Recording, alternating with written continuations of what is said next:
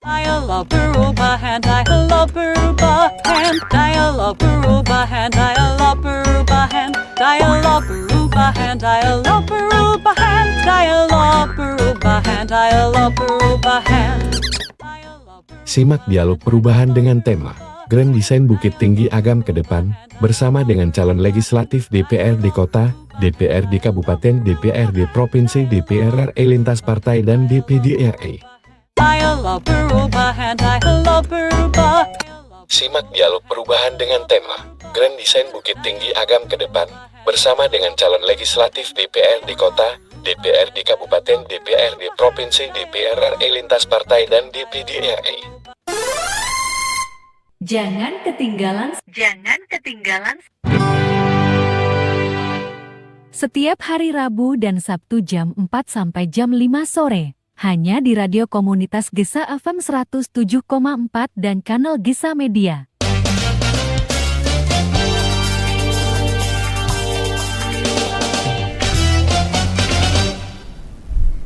Oke, Pak.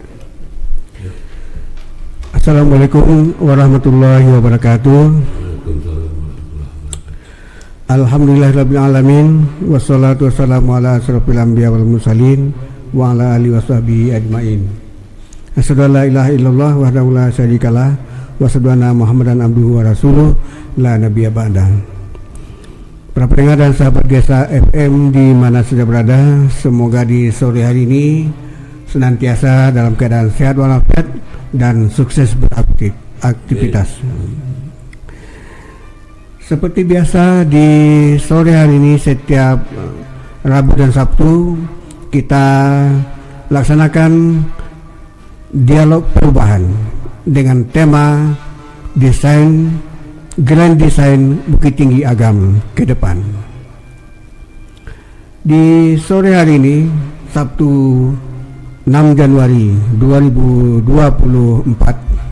telah hadir di studio Gesa FM dan podcast Gesa Media Channel.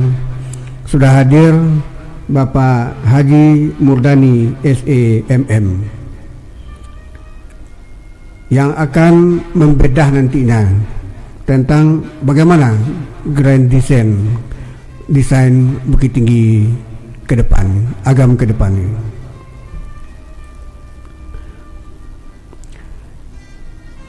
Selamat sore Pak Murdani.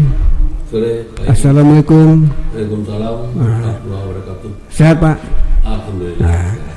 Saya teringat di waktu kita pertemuan di Agam beberapa hari yang lalu kan. Ya, siap. Nah, saya lihat Bapak sangat semangat sekali ini kan. Nah, kira-kira apa kiat Bapak ini kan?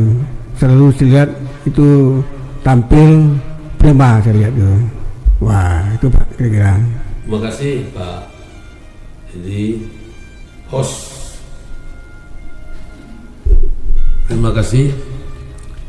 Jadi host Gesa FM. Sebetulnya kiat itu karena rahmat dan Allah SWT. Ya. Karena kita selalu mengingat Allah, beribadah dengan teratur, makan, menjaga Kesehatan, jam-jam istirahat, tidur, dan makanan. Ya itu harapan kita, semoga sehat selalu ya. Amin. Di awal pembukaan ini. Baik para pendengar dan sahabat, sampaikan sedikit kurikulum PT dari Pak Murdani. Nama beliau Haji Murdani SEMM. Lahir di Bukit Tinggi 17 Desember 1955, Urang Awak. Nah, kemudian pendidikan terakhir beliau adalah sarjana Magister Manajemen IPWI Jakarta. Ya. Alamat beliau adalah Nagari Buki Batabuah. Barangkali Pak Murdani, bagaimana kalau kita paparkan sedikit pengalaman Bapak ini kan sebagai anggota DPR dari periode berapa sampai berapa, lalu sekarang apa yang memberikan motivasi kepada Pak Murdani sehingga ingin tetap melanjutkan sebagai calon DPRD. Sekarang kan masih anggota Pak ya? Sekarang, Masih. nah sekarang menjadi mantan tenaga ahli. Wah, mantan tenaga ahli. Wah, DPR. Saya 1 Oktober kemarin mengundurkan diri. Oh, gitu. Oke, Pak, silakan. Pertama, Silakan dipaparkan lebih luas, Pak. oke. Pengalaman Bapak sebagai anggota DPR, kemudian bagaimana ke depannya ini mengenai caleg ini, dan nanti kita akan kupas juga mengenai di Grand Design Bukit Tinggi Agam ke depan ini. Silakan, Pak. Terima kasih Pak Edi, host Gesa FM. Ini sahabat Gesa FM dan pemirsa podcast Gesa Media Channel. Apa yang dibahas dan disampaikan oleh Pak Edi tadi, saya memang berlatar belakang di lembaga keuangan. Saya lama bekerja di perbankan. Di perbankan ya. Hampir seperempat abad kerja di perbankan, dan baru masuk ke dunia politik itu tahun 2004 menjadi anggota DPRD di Provinsi Sumatera Barat dari Partai Bintang Reformasi. Waktu itu dengan Pak Zainuddin MZ, Pak. Ya, sejuta umat. Dan kembali menjadi anggota DPRD tahun 2014 sampai 2019 dari Partai Nasdem.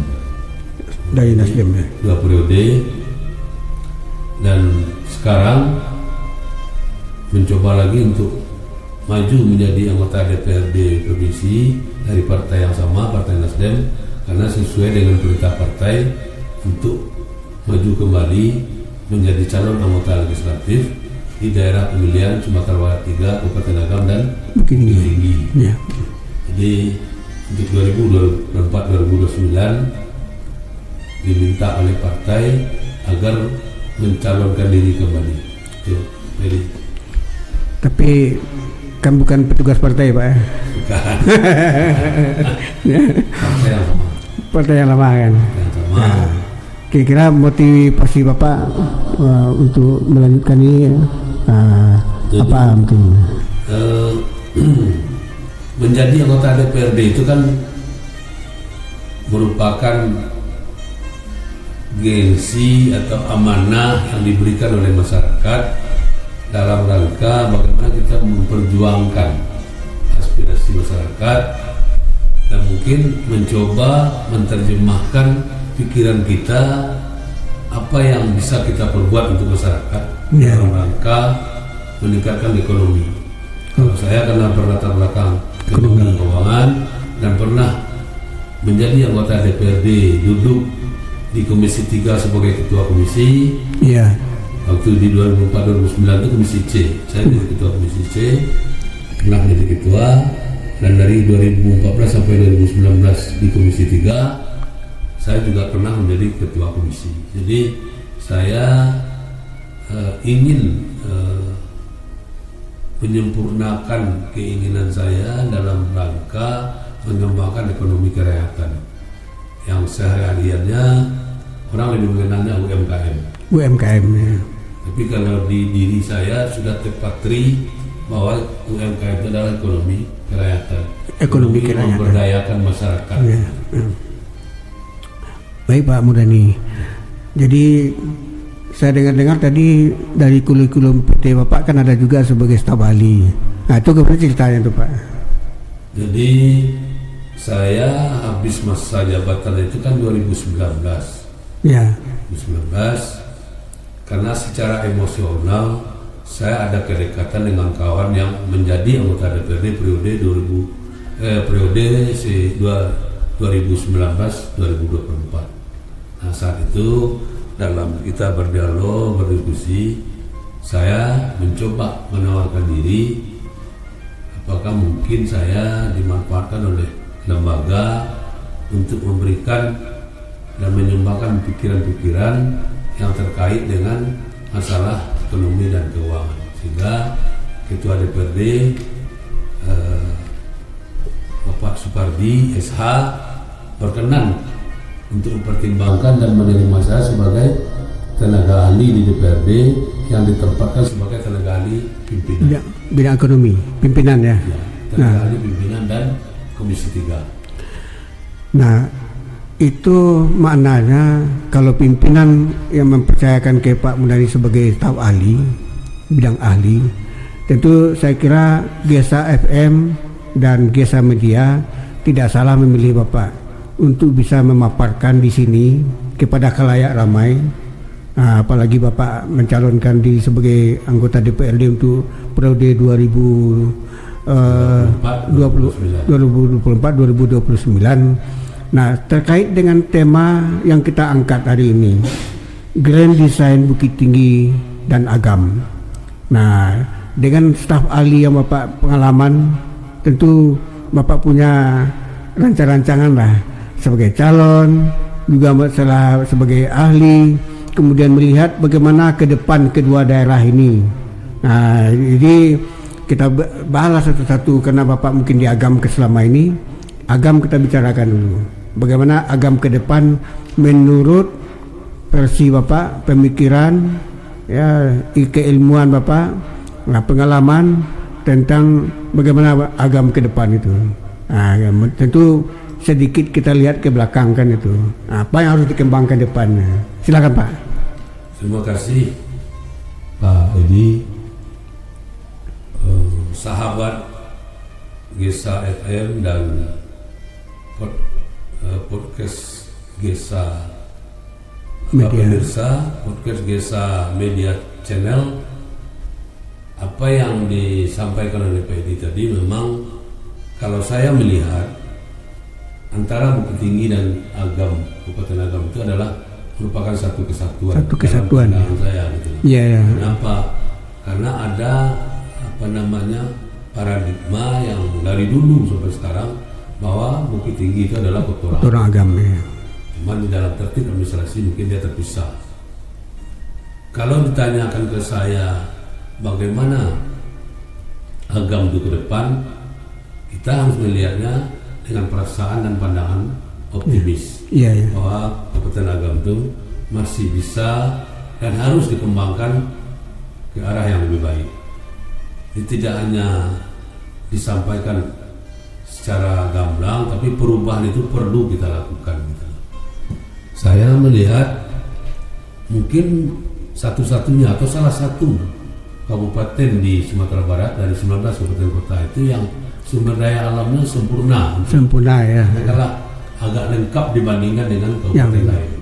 Di Kabupaten Agam itu ada laut, Ya. ada danau, ada gunung, ada sungai, Ya. ada ngarai, lembah, dan ada hamparan Ya. lahan pertanian. Ya, sangat potensial lah ya. Ini menurut saya adalah big potensial untuk ke depan yang bisa dikembangkan oleh pemerintah Kabupaten Agam untuk melakukan perubahan Ya. dari kondisi yang saat ini. Menurut saya masih bisa ditingkatkan, dan barangkali mungkin pemerintah daerah harus berpikir bagaimana Agam ini lebih maju daripada kondisi saat ini. Ya. Itu menurut saya Pak Edi. Oke, itu kan menurut kacamata Bapak kan, Ya. istilahnya pandangan dakek di tukian tuh, pandangan jauh di layangan, potensi Agam kok sangat besar. Besar. Nah, sangat besar. Sekarang kita lihat ke Bukit Tinggi Pak. Bagaimana menurut pandangan Bapak Bukit Tinggi ini? Kalau saya agak berbeda dengan pandangan kawan-kawan yang selama ini. Menurut saya kota Bukit Tinggi ini sebenarnya sudah terlambat gitu. Menurut saya kota Bukit Tinggi ini tadinya harus dipertahankan menjadi kota tua. Tidak perlu diadakan perubahan yang mendasar. Contoh di Jalan Birugo itu sekarang kita tidak lagi menemukan rumah-rumah lama. Iya. Dan kita sangat rindu melihatnya. Ya. Datang ke Bukit Tinggi itu kalau memang melihat mall, katakan demikian, ruko yang sudah didesain sedemikian rupa, sepertinya kita tidak lagi melihat Bukit Tinggi Tempo dulu. mana sejatinya gitu. Ya. Misalnya saya dulu kan tinggal di Bukit Tinggi waktu sekolah di jalan jalan air itu, jalan apa tuh namanya sekarang? Tansari. Jalan apa tuh? Ini miskin lah. Dari Manggis itu ke Oh, yang Soekarno-Hatta. sekarang kan sudah berubah total itu. Iya. Nah, dalam angan-angan saya dulu, saya pernah punya impian gitu. Bukit Tinggi itu sebetulnya harus dipertahankan menjadi kota tua Kalau sesuatu hal yang harus dibangun untuk ya. mendapatkan katakanlah penambahan pendapatan asli daerah dan lain sebagainya, mengembangkan kota itu sendiri, karena sudah PP 84 dan lain sebagainya itu, kenapa tidak bersinergi dengan Kabupaten Agam kan gitu? Ya. Sehingga Bukit Tinggi itu didesain dan dipertahankan menjadi kota tua, kota lama, dan itu sangat menarik bagi orang yang akan datang, baik dari wisatawan nasional maupun mancanegara. Itu dalam pikiran perspektif saya kota Bukit Tinggi gitu. Itu mungkin terkait juga dengan mungkinkan lagi itu. Ya mungkin itu Pak, terkait juga dengan program pariwisata kita mungkin ya. Karena Bukit Tinggi ini kota pariwisata kan. Ya. Jadi pas konsep Bapak itu. Ya. Jadi mempertahankan keasliannya itu. Ya. Nah. Baik Pak Murani, mungkin kita akan membahas juga mengenai desain Bukit Tinggi Agam ini. Itu terkait dengan kolaborasi dua pemerintahan ini. Ya, dua pemerintahan ini kan. Karena Bukit Tinggi itu kota orang Agam. Ya. Dan salah satu sekarang jalan menuju Bukit Tinggi itu pintu masuknya kan Padang Luar, Pak. Ya.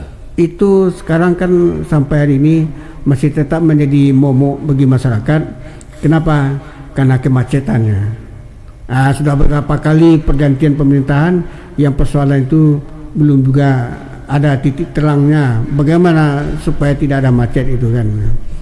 Kita akan jawab setelah. Baik Pak Murdani, para pendengar dan sahabat Gesa FM, semoga tetap setia di channel 107,4 MHz Gesa FM yang bijak mencerdaskan dan podcast Gesa Media Channel. Pak Murdani,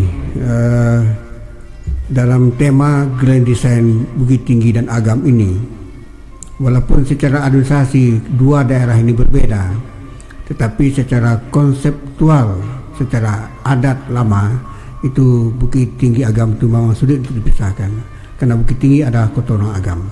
Nah, bagaimana Pak Murdani melihat konsep kolaborasi kerjasama pembangunan Bukit Tinggi ke Agam, Bukit Tinggi dan Agam, sehingga hasil pembangunan itu dinikmati oleh kedua daerah ini sebagai PAD. Nah, silakan Pak. Oke Pak Edi,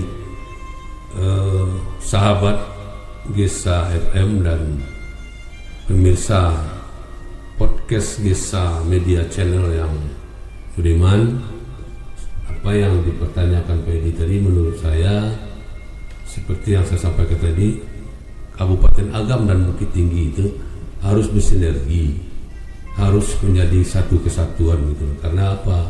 Karena keterbatasan lokasi atau lahan yang ada di Kota Bukit Tinggi untuk pengembangan ke depan. Makanya Kabupaten Agam sebetulnya adalah pilihan yang tepat untuk dilakukan kerjasama, mungkin juga dalam artian business to profit sharing barangkali. Karena kalau kita lihat, kita membangun jalan misalnya di Bukit Tinggi, jalan mana yang harus dibangun? Karena lokasi juga itu saja dari dulu kan.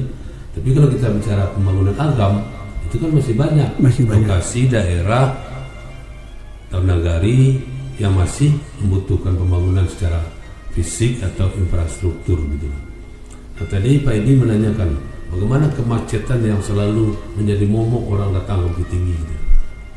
Kalau misalnya pemerintah melakukan kebijakan atau penyamaan pandangan antara Bukit Tinggi dan Agam, barangkali kendaraan-kendaraan yang masuk selain daripada penghuni tetap Bukit Tinggi mungkin dibatasi sampai daerah pintu masuk kota Bukit Tinggi, sehingga semua kendaraan tidak masuk ke dalam kota gitu. Nah, itu kan bisa dibicarakan dengan pemerintah Agam, di mana kira-kira tempat yang memungkinkan untuk dijadikan tempat parkir atau tempat inap mobil yang datang melihat kota Bukit Tinggi. Artinya Kabupaten Agam dan Bukit Tinggi itu memang harus bersinergi gitu. Nah, kalau dibiarkan kendaraan masuk sekarang Bukit Tinggi itu kan tidak lagi menjadi kota yang kondusif ya, sejuk, indah, ya kan, sepi, jalan-jalan penuh karena parkiran mobil aja kan.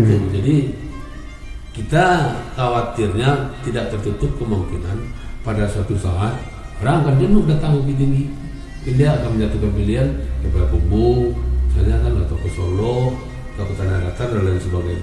Sehingga Bukit Tinggi itu mungkin ya tinggal di kenangan, tinggal dikenang atau tinggal kenangan. Itu menurut saya sebagai kota yang menjadi tujuan wisata juga. Ya. Nah, sekarang kita mungkin beranjak ke beberapa poin ya. Nah, Grand Design Bukit Tinggi dan Agam ke depan itu. Kita lihat dari segi beberapa bidang. Kedua daerah ini pasti akan mengembangkan pariwisata. Karena secara nasional, kedua daerah ini adalah termasuk kepada destinasi wisata. Ya. Itu mungkin kalau untuk pariwisata bagaimana menurut Pak Murdani? Ya, Agam itu di samping daerah pertanian, ya kan, daerah yang perlu dikembangkan itu adalah daerah wisata. Kita punya yang saya sebutkan tadi dari awal, bahwa Agam itu punya potensi alam yang sangat Besar, ya? indah dan lengkap. Nah, sekarang bagaimana kita membuat ikon Agam aja lah, kita bicara ikon Agam. Apa sih kalau orang kita bicara Agam, oh dia membayangkan sesuatu. Ya. Nah, saya akan melihat bagaimana struktur Agam ini belum sempurna menurut saya. Sekarang kita punya semacam lokasi wisata seperti ke Lompai Pelampe. Saya 2 minggu yang lalu ke Maninjau, kebetulan musim hujan sekarang, itu jalan ke Lompai Pelampe itu sudah menjadi sungai. Jadi airnya tidak lagi lewat saluran, tapi di jalan itu, Lewat jalan ya. di jalan itu airnya. Nah, itu kalau kita biarkan seperti itu, yang ke Lompai Pelampe itu kan sudah dari zaman Belanda itu. Iya. Artinya suatu peninggalan yang punya sejarah tinggi dan punya keindahan yang begitu bagus, tapi ditelantarkan menurut saya. Saya nggak tahu juga pemerintah daerah kenapa gitu. Beberapa kali periode pergantian kepala daerah, sepertinya ke Lompai Pelampe dan jalan dari Padang Luar menuju Matur itu ke Penambayan itu seolah-olah tidak ada perubahan. Tidak ada perubahannya. Saya tidak tahu pasti apa kebijakan yang diambil oleh pemerintah daerah gitu. Sehingga orang tidak merasakan bagaimana sih perubahan yang dilakukan oleh pemerintah daerah. Itu bicara pariwisata. Sekarang misalnya untuk pengembangan pertanian, irigasi. Ya, irigasi. Ya, kampung saya itu Pak, itu adalah sumber air untuk dialirkan ke bawah. Iya. Nah, saya kemarin 2 minggu yang lalu ke Kamang Mage sekarang yang terletak Kamang. Mereka mengatakan itu irigasi yang ada di situ ditempuh air itu 3 bulan sekali. 3 bulan sekali. Airnya masuk ke dalam irigasi. Sementara di kampung saya tiap hari. Iya. Nah, itu kan harus dikelola menjadi suatu potensi. Sehingga masyarakat itu untuk lahan pertanian dia tidak menemukan kesulitan air. Iya. Nah, itu satu hal. Yang kedua, saya melihat pembangunan di Agam itu kalau misalnya pemerintah daerah serius, dimulai dari pembangunan setiap nagari. Sekarang berapa? 92 nagari kan? Saya tidak tahu pemerintah daerah punya klasifikasi tidak dari 90 nagari lebih kurang itu, mana nagari yang sudah maju, mana nagari yang belum maju, mana nagari yang Semacam pemetaan gitu ya. yang di tengah-tengah posisinya gitu. Nah, kalau pembangunan itu dimulai dari nagari, menurut saya tidak terlalu sulit pemerintah daerah, katakanlah kabupaten, untuk mengontrol pembangunan di setiap kecamatan. Sehingga itu memudahkan bagaimana pengembangan Kabupaten Agam ke depan. Jadi pariwisata itu membutuhkan akses, termasuk jalan, ya, termasuk fasilitas. Ya. Nah, kemudian kalau pertanian itu irigasi utama. Ya. Anda mungkin pertanian tanpa irigasi, sawah misalnya, seperti yang Bapak sampaikan. Ya. Sekarang kita melihat ekonomi, Pak. Nah, bagaimana perbandingan itu antara ekonomi UMKM Agam, UMKM Bukit Tinggi? Itu sebab saya lihat orang-orang pada berebut mencari tempat berjualan di Bukit Tinggi ini. Ya. Dari Payakumbuh, dari Batu Sangkar, dari Pariaman juga ada kan. Nah, dan mereka itu memang kalau kita lakukan semacam teli, itu banyak dari luar Bukit Tinggi juga yang berjualan itu kan. Nah, itu kan perlu penataan juga. Ya. Nah, perlu tata ruang juga. Nah, sekarang kan sedang dibangun pusat kuliner di stasiun kan. Nah, kalau menurut Bapak gimana perkembangan ke depan itu yang lebih baik itu mengenai UMKM ini, baik agama maupun Bukit Tinggi itu kan. Pengembang UMKM itu sebetulnya kan suatu nama aja menurut saya. Usaha menengah kecil mikro. Iya. Nah, kalau kita pertanyakan ke masyarakat apa sih UMKM? Mereka tak ngerti juga. Mungkin ya banyak juga yang tidak tahu. Berjualan kepanjangannya gitu. Sebetulnya itu kan memberdayakan ekonomi rakyat atau masyarakat. Bagaimana dia menghasilkan barang dan jasa yang dapat dijual dan mendapatkan keuntungan. Dari keuntungan itulah mereka membiayai hidup rumah tangganya gitu.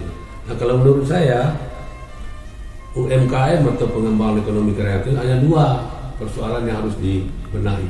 Yang pertama adalah bagaimana masyarakat itu mudah mendapatkan modal kerja. Mendapatkan modal. Kenapa?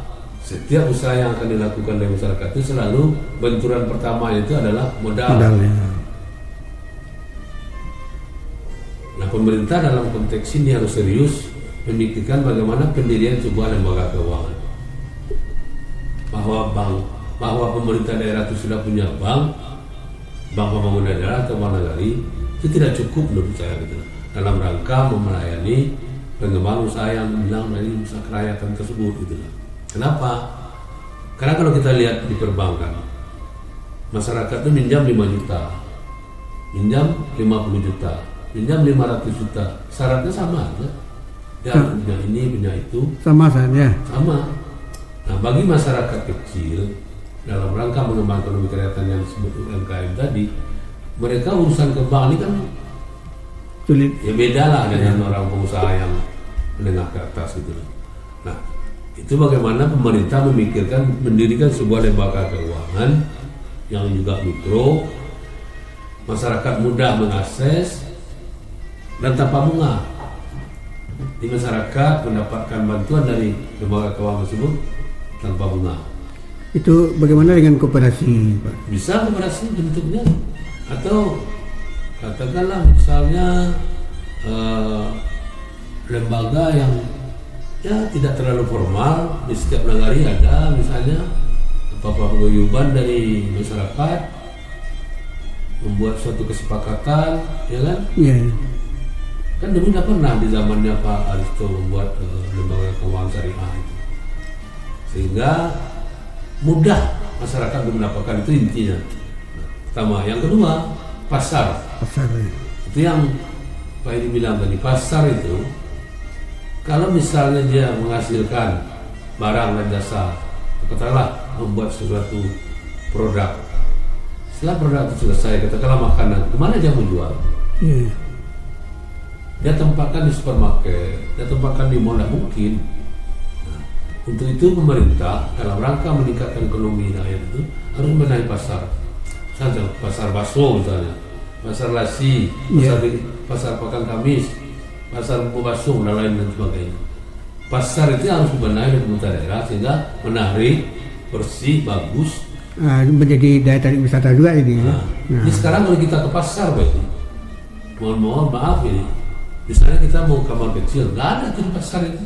Iya kan? Paling kita pergi ke pinggir pasar, lihat orang kiri kanan, iya kan? Nah, itu contoh-contoh yang nyata menurut saya gitu. Tuh kalau ada, tapi tidak sebanding dengan jumlah pengunjung. Jadi itu memang harus ada juga skala prioritas pemerintahan ke depan ini kan. Ya. Itu hajat kan. Ya. Nah, tidak bisa ditahan-tahan itu kan. Ya. Nah, Ya. Jadi pengunjung ramai, tempatnya cuma 2 kan. Ya. Nah, tidak mungkin kan. Ya. Jadi itu mungkin. Baik Pak Mudani, kita lanjutkan. Mungkin ini merupakan sesi terakhir untuk dialog ini. Mengenai seni seni budaya ini, itu kita kan punya sebagai daerah Minangkabau, kita itu kan mempunyai kekayaan kesenian yang banyak itu. Nah, tetapi kalau sekiranya tidak ada lahan untuk pegiat seni ini melakukan kreativitas, tentu tidak berkembang juga. Nah, sebetulnya karena daerah kita ini adalah daerah destinasi wisata ini tentu membutuhkan juga penampilan kesenian itu. Jadi tidak hanya digarap per kelompok seni saja kan tuh. Harus ada yang ditangani oleh pemerintah. Nah, ini yang mungkin saya kira agak terabaikan sedikit kan. Bagaimana Pak Mudani melihat ini ke depannya nih, supaya pegiat-pegiat seni ini yang punya bakat ini, anak generasi muda yang punya bakat bisa dikembangkan sehingga budaya kita ini tidak terkikis. Nah, apalagi sekarang kan banyak hal yang bisa melalaikan dan tidak perhatian generasi muda ini kepada seni budaya kita ini. Ditambah pula tidak ada perhatian kan. Ya ada suatu saat nanti bahasa saya sekarang kan di rumah tangga udah bahasa Indonesia, bahasa Minang udah mulai terkikis kan. Itu salah satu faktor juga itu kan. Nah, bagaimana itu bisa menumbuhkan kembali itu kan. Kita bukan anti bahasa Indonesia karena itu bahasa nasional kita kan. Tetapi bahasa Minang ini perlu menjadi perhatian juga. Kalau seluruh keluarga udah memakai bahasa Indonesia di rumah, siapa lagi yang akan menggunakan bahasa Minang ini? Nah, bagaimana menurut Pak Mudani? Nah, silakan Pak. Ya, terima kasih Pak Edi. Sahabat Gesa FM dan pemirsa podcast Gesa Media Channel ini. Terima kasih. Saya melihat begini, kebudayaan itu kan memang erat hubungannya dengan kesenian dan kehidupan sehari-hari. Iya, iya. Jujur kita harus mengatakan bahwa kebudayaan Minang itu kan sedikit banyaknya sudah tergerus. Iya. Itu disadari atau tidak mungkin karena adanya perubahan peradaban, teknologi, pergaulan dan lain sebagainya. Karena sekarang media itu kan sudah online dan malah menjangkau seluruh dunia. Gitu. Iya, iya. Nah, kita persoalannya sekarang untuk mengantisipasi pengaruh dari luar itu, kita sebetulnya sudah punya falsafah. Ada misalnya di syarat-syarat seni kita pula. Cuman saya melihat, ini mungkin pandangan saya bisa keliru, itu prakteknya di tengah-tengah masyarakat itu sudah mulai menurun kualitasnya. Kualitasnya. Sekarang kita coba, kalau kita bicara kebudayaan, kita jarang sekali mendengar di Sumatera Barat, katakanlah di Minang ini, apalagi khusus di Bukit Tinggi dan Agam, rasa terima kasih dan maaf. Itu suatu kata-kata yang mahal. Iya. Mahal. Baik, karena itu menyangkut kepada pelayanan gitu. Pelayanan. Nah, kembali pada persoalan pokok kita, bagaimana kelompok-kelompok itu yang sudah mencoba mengaktualisasikan budaya kita ini sendiri, baik di negara-negara ataupun di kampung-kampung. Pemerintah memang harus punya tanggung jawab yang serius. Artinya kalaupun di dalam pembahasan anggaran harus ada anggaran yang dikucurkan untuk hal-hal seperti ini, terutama kegiatan-kegiatan anak muda gitu. Sekarang saya melihat apa tuh namanya, tambua ya. Itu kan sedang viral, marak sekarang gitu. Ya kan? Nah kan itu saya melihat itu hanya aktivitas masyarakat, swadaya masyarakat. Nah, apakah pemerintah melihat itu suatu potensi atau tidak? Saya juga harus menghimbau itu kepada pemerintah hal seperti itu menjadi perhatian khusus juga. Saya kemarin ketua DPRD di dalam pokok pikirnya pernah membawa suatu kesenian ke negara lain, ke Malaysia. Itu hanya membawa kesenian gamat. Iya, gamat ya. Nah, gamat itu tidak pernah ditambah nih. Judul lagunya tidak pernah bertambah tuh gamat itu. Iya.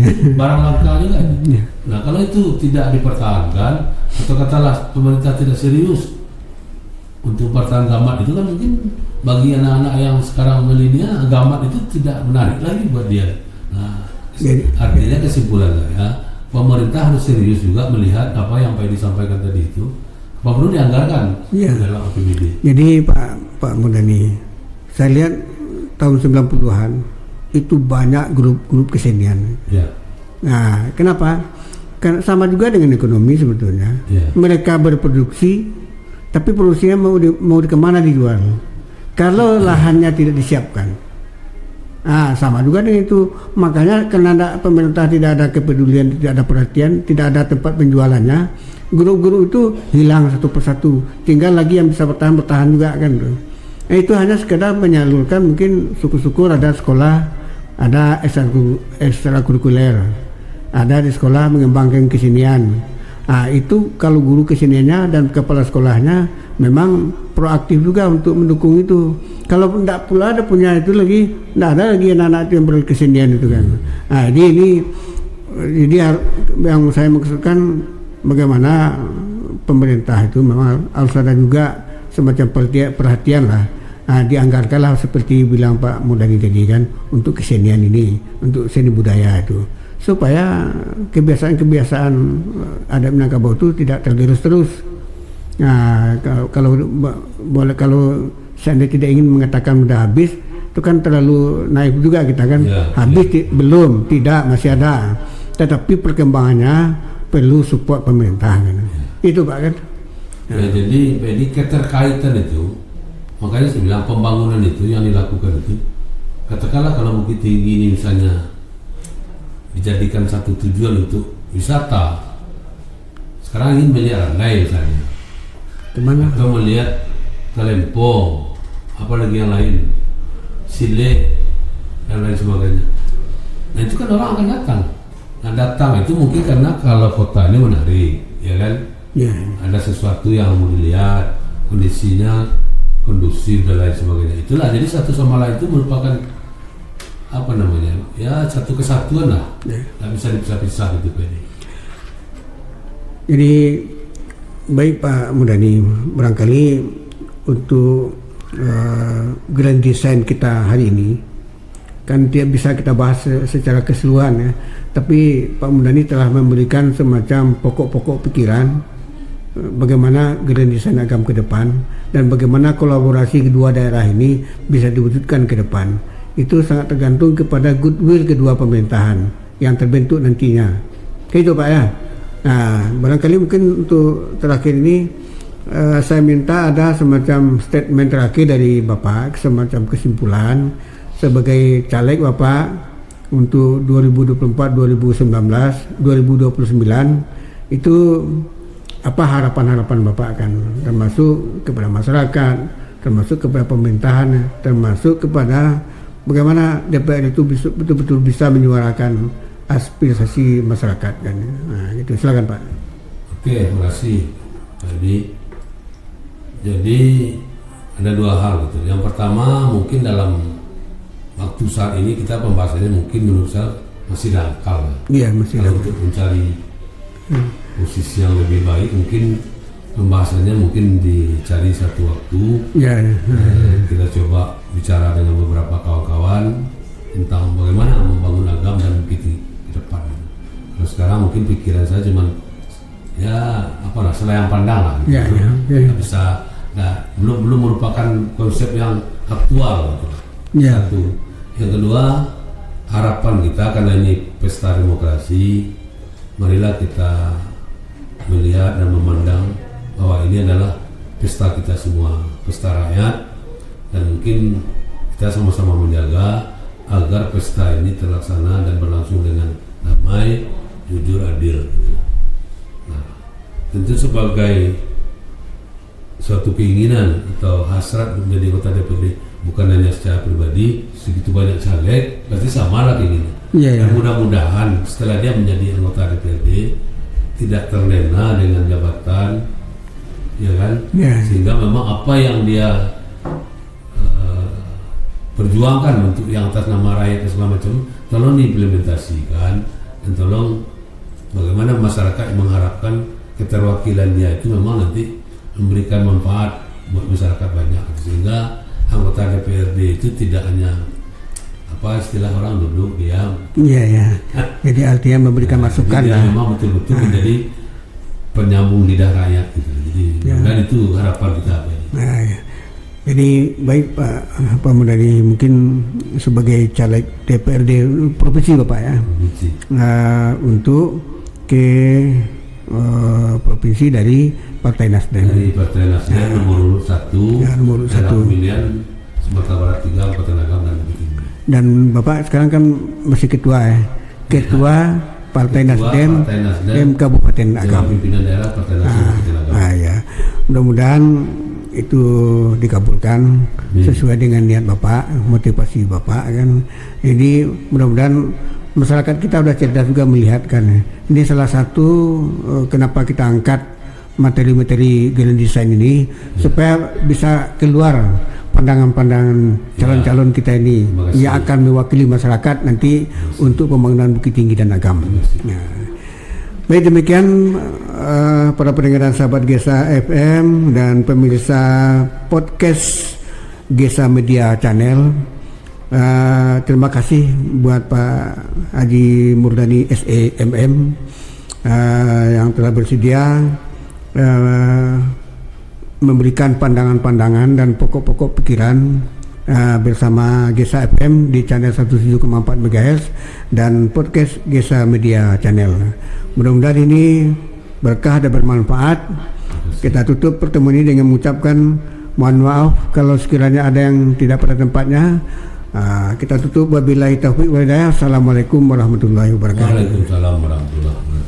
Dialogue perubahan, dialogue perubahan, dialogue perubahan, dialogue perubahan, dialogue perubahan, dialogue perubahan, dialogue perubahan, dialogue perubahan.